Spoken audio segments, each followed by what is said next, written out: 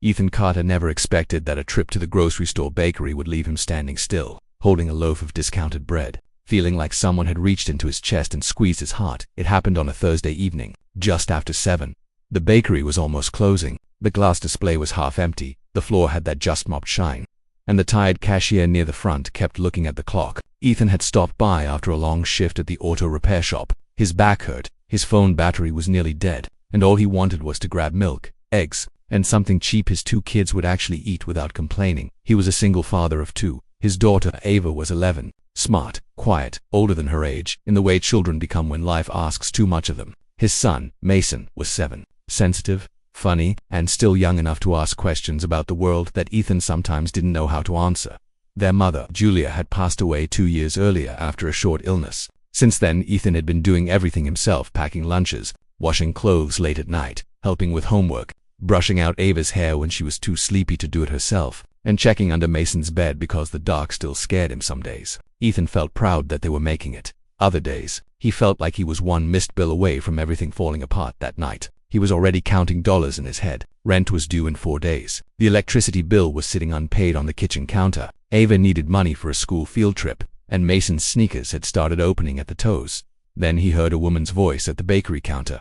"Can you cancel the cake?" It was soft, embarrassed, careful, like she was trying not to break apart in public. Ethan looked up. A woman in a faded green sweater stood with her hand on the counter. She looked around 30, maybe a little older, with tired eyes and hair tied back too quickly. Beside her stood a boy in a school uniform hoodie, probably 8 or 9 years old. The bakery employee looked uncomfortable. "It was already prepared this morning, ma'am." "Are you sure?" The woman nodded and swallowed hard. "I'm sorry. I thought I could manage it, but something came up. I just can't do it now." The little boy stared at the cake box on the counter. His small fingers tightened around the sleeve of his hoodie. "What happened?" he asked quietly. His mother crouched beside him and tried to smile. "Nothing happened, baby. We'll still have your birthday at home, with the cake." There was a pause. She forced another smile, but this one was weaker. "Not this one. Maybe I can make pancakes, and we can put a candle in one." The boy looked down, and Ethan saw the exact second he tried to be brave for her. "That's okay, Mom," he said. "Pancakes are good too," but his voice was too careful, too small. The kind of voice a child uses when he's trying not to make his parent feel worse. Ethan felt that one in his bones. He remembered Mason's first birthday after Julia died. No decorations, no friends, just a frozen pizza, 1 candle, and Mason trying to act excited because he could tell his father was barely holding himself together. The woman stood up and whispered, "I'm sorry," again to the bakery worker. Then she took the boy's hand and walked away as they passed by him. Ethan heard the boy ask, "Can I still make a wish?" His mother squeezed his hand. "Of course you can." They disappeared toward the automatic doors. Ethan just stood there. The bakery worker let out a slow breath and placed the untouched cake box under the counter. Ethan glanced at it. On the order slip, written in blue marker, were the words, "Happy birthday, Liam, age 8. Ethan looked away and headed home, but he couldn't stop thinking about them. He walked into his apartment balancing grocery bags with one hand and his tiredness with the other. Ava was at the kitchen table doing homework. Mason was lying on the floor drawing superheroes on the back of an old cereal box. "You're late," Ava said, looking up. "Shop line was long," Ethan replied. Mason ran over. "Did you get chocolate milk?" "I got regular milk." "You'll survive," Mason groaned dramatically. Ava smiled a little. It was a normal moment. A simple, small, ordinary moment. But Ethan felt distracted through all of it, while heating canned soup, while asking about school, while signing Ava's reading log, while reminding Mason to brush his teeth. Later, after the kids were in bed, he sat alone at the kitchen table with the unpaid bills spread in front of him. He opened his wallet. Inside was just enough cash to carry them through the weekend, if nothing unexpected happened. He leaned back and rubbed his face. He thought of the boy in the bakery, with the careful smile, of the question, "Can I still make a wish?" Then he looked at the notice from the power company, late payment due Monday. He whispered to himself, "You can't save everyone, Ethan." But the problem was, he wasn't trying to save everyone. He couldn't even stop thinking about one little boy, and that made it harder. The next morning began the way most of Ethan's mornings did, too early and too fast. He woke up at 5:30, made peanut butter sandwiches for lunches, ironed Ava's school shirt because she forgot the night before, and searched the living room for Mason's library book while the coffee machine made a noise that sounded one step away from giving up forever. By 7:10, both kids were in the car. Mason was talking about a class pet hamster. Ava was staring out the window at a red light. She asked, "Dad, are we still doing the field trip money today?" Ethan's hands tightened slightly on the steering wheel. "I know, I didn't forget. It's due by lunch." "I said I know." She nodded and looked down. "Sorry." He hated that tone. The careful one, the one children use when they know money is a dangerous subject in the house. After dropping them off, Ethan drove to work with a headache that had started before sunrise. The whole day felt heavier than usual. A customer argued over a repair price. His manager asked if he could take an extra Saturday shift. His phone buzzed twice with payment reminders. During lunch, he checked his bank app and did the math again. There was no extra money. That should have settled it. But after work, instead of driving straight home, Ethan turned into the grocery store parking lot again. He told himself he was just checking, nothing more. He walked to the bakery and saw the same employee from the night before. "Hey," Ethan said. "That cake from yesterday, is it still here?" The employee looked surprised. "The birthday cake?" "Yeah, the one that got cancelled." She glanced under the counter. "It's in the cooler. We usually toss unclaimed custom orders after a day." Ethan stared at the display case. "How much is it now?" She named a reduced price. It still wasn't cheap for him. Not with the week he was having. Not with the bill due Monday. He swallowed. "Okay, thanks." He walked out without buying it. All the way home, he felt ashamed. Not because he didn't buy a cake for a stranger, because he wanted to, and couldn't. That evening at dinner, Ava noticed he was quiet. "What happened?" she asked. "Nothing." Mason looked at him. "That means something." Ethan almost smiled. "I saw a mother at the store yesterday. She had to cancel her son's birthday cake." Mason stopped eating. "Why?" "She probably didn't have enough money." Ava looked at him for a moment. "Did the boy cry?" "No." Ethan paused. That was the hard part. He acted like it was fine. For a few seconds, no one spoke. Then Mason said softly, "That's sad."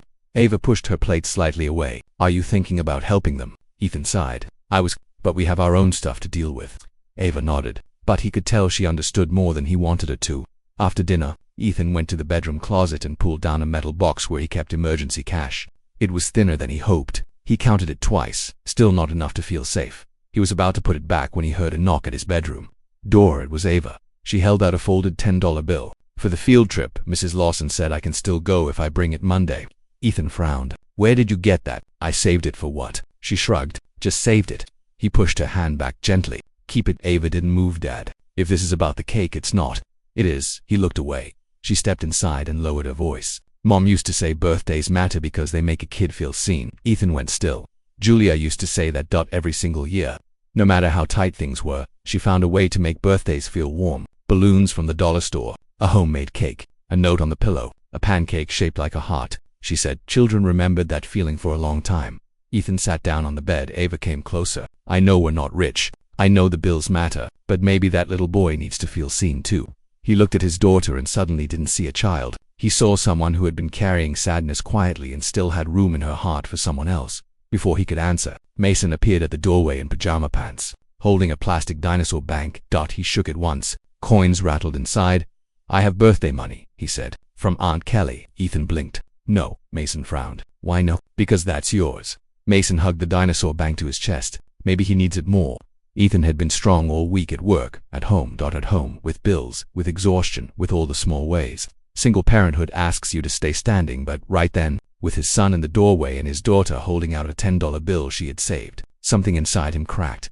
He covered his mouth and looked down. Ava sat beside him quietly. For a long moment, no one said anything. Then Mason asked the question that broke him completely. "Dad, if Mom was here, would she help him?" Ethan couldn't answer right away. His eyes filled. Finally, in a rough whisper, he said, "Yeah, buddy, she would." That night, after the kids went to sleep, Ethan sat at the kitchen table in the dark. In front of him were three things: the late electricity notice, Ava's folded $10 bill, and Mason's dinosaur bank. He stared at them for a long time. Then he made a decision. Saturday morning, Ethan woke up with the kind of nervous energy he hadn't felt in a long time. Not because he had solved all his problems, he hadn't. The bills were still there. The stress was still real. Monday would still come. But he had decided something important. Even if he couldn't fix someone's whole life, maybe he could still rescue one moment. He dropped Ava and Mason at his sister's apartment for 2 hours, borrowed a small bag of old birthday decorations she had in her closet, and drove straight to the grocery store. The same bakery employee looked up when he walked in. "I'll take the cake," Ethan said. Her face softened. "The cancelled one." He nodded. She disappeared into the back and returned with a white box. As she rang it up, she quietly asked, "Do you know the family?" "Not really." She smiled faintly. "Well, I'm glad someone came back for it." From there, Ethan went to the dollar store and bought paper plates, candles, and a pack of blue balloons. He spent more than he wanted to, less than the moment deserved, exactly what he could manage. The hard part was finding them.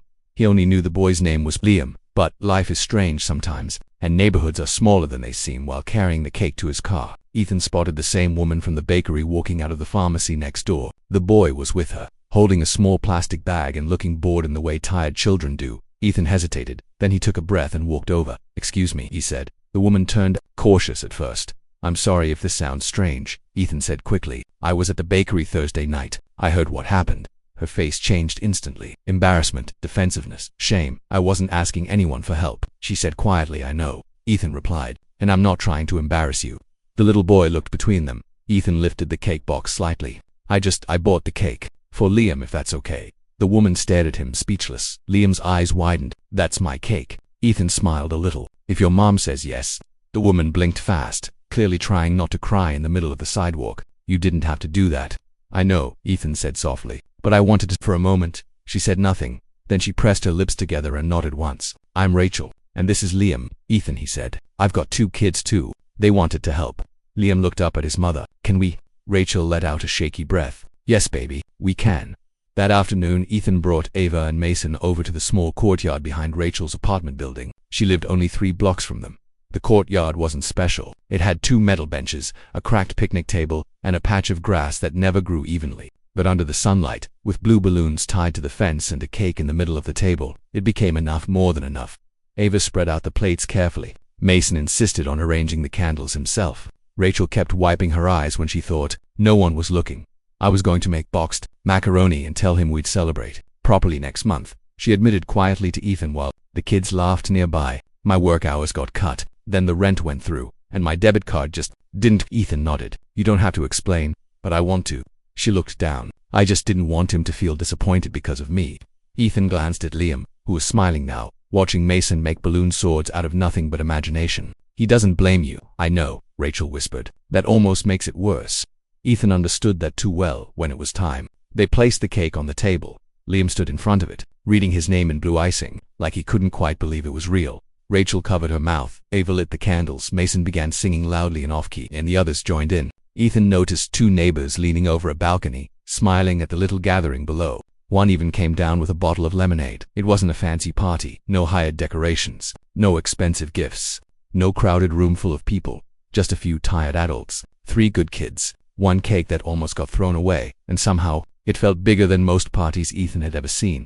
When the song ended, Liam closed his eyes to make a wish. Then he blew out all 8 candles in one breath. Everyone clapped. Rachel turned away, crying openly now. Ethan pretended not to notice until she looked back and laughed through tears. "I'm sorry, I'm a mess." "No," Ethan said. "You're a mom." She smiled at that. Later, after the cake was cut and the plates were sticky with frosting, Liam walked over to Ethan. "Did your kids really want to help?" he asked. Ethan looked at Ava and Mason. "More than I did." Liam nodded seriously. "Then tell them thank you. You can tell them yourself." So he did. Mason grinned and said, "Next year we should have more balloons." Ava laughed for the first time in days. As the sun began to lower, Ethan packed up the empty plates and ribbon scraps. He felt tired, but lighter somehow, not because his own problems had disappeared.